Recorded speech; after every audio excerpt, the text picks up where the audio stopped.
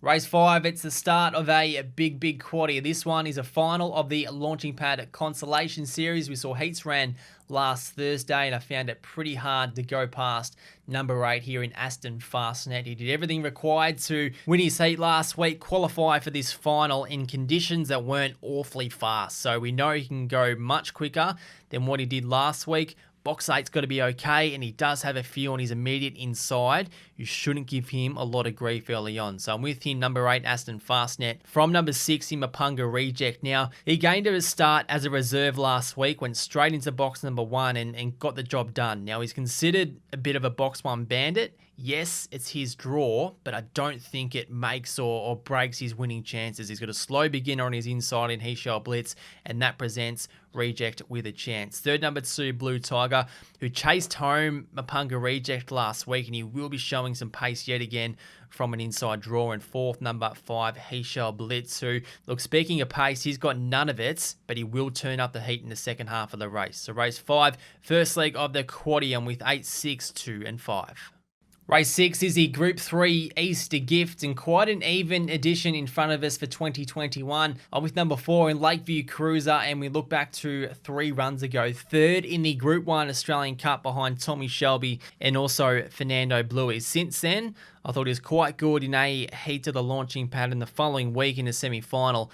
Just put out of business early on, but he's just one you love at fullback because you get good effort week in, week out, and he's got my votes in this one at a lucrative price. Second, number 2, ASTON LAVINIA, and it's probably surprising that she's, at the time of recording, around $9 in the markets, given the form that she does have, because she's beginning reliably, and box 2 is definitely going to be no disadvantage. Third, number 1, BAROOGA Smoke, absolutely a chance, but I just thought he was a bit too short for my liking, and Sandown is a track that he really takes to, though. He's had 7 starts and never missed a place at the venue. And fourth, number 7, GOTHAM, who had that breathtaking win on Sunday in a time of 29 and 12, the second fastest time I've seen this year. The challenge is to back it up in a much stronger field. So race 6 gone 4, 2, 1, and 7.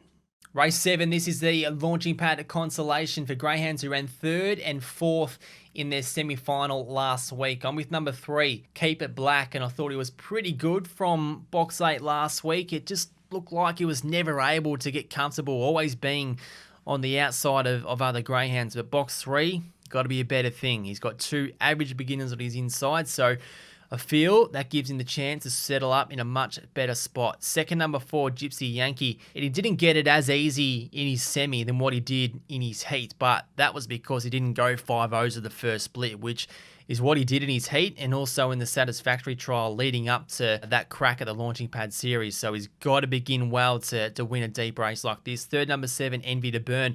And he was really charging into that first turn last week before being held up a tad, and it looked like he weakened a little bit in the later stages, but there was plenty of mayonnaise on that because MEPUNGA Warrior, who ran him down, is an absolute machine. So for Envy to Burn, he's suited by box 7, I think, given there is no speed in boxes 6 and 8, and fourth, number 2 in Grace's Spirit. And look, her Launching Pad campaign has been hit by drawing box 8 twice in her heat and semi, which is unsuitable for her. 2 is better, and she's real strong. So if she gets the chance, she will rally home well. So race 7, the Launching Pad Consolation, I've gone 3, 4, 7, and 2. Race 8, and this is the biggie of the night. It's the 2021 Launching Pad Final. I'm with number 7 here, Aston Rupee, and I think most of us would agree that he was a number 1 seed coming into the series. He was one of the favourites in the all-in markets, and he's had to pull out a couple of big efforts to make his way in because he was 4th in his heat. He was 2nd in his semi, and just maybe it's time for him to flex his muscle. We saw last week he was trying to gather a bit of momentum before Wedding or Baby sort of come down and cut that out a little bit. So he's got the benefit this week of being drawn on the immediate outside of Wedding or Baby. And number 8, MEPUNGA Warrior, is not going to give him any grief at all. So I think there's chance here for Rupee to fire when it really matters. Second, number 3, HADOUKEN. And the value lies with him, in my opinion, because number 2, Destructions, are only going to stick to the fence. And number 4, Fernando Mick, does enjoy being in that middle part of the track. So there will be room if he begins well enough to take it. He began poorly last week, but prior to that, he was doing it pretty well. Third number one, KURO Kismet, got to be one of the most consistent greyhounds in Australia. And Matt Clark has been open in saying that one of the best parts about him is that he can do it at both ends. And I thought his run in his semi-final was a good example of that, where he ran on really well from an ordinary position in the early part of the race. And fourth, number 8, MEPUNGA Warrior, who won't be in contention early, but he's got one of the biggest motors in the field. So race 8, the launching pad final for 2021. I've gone 7, 3, 1 and 8.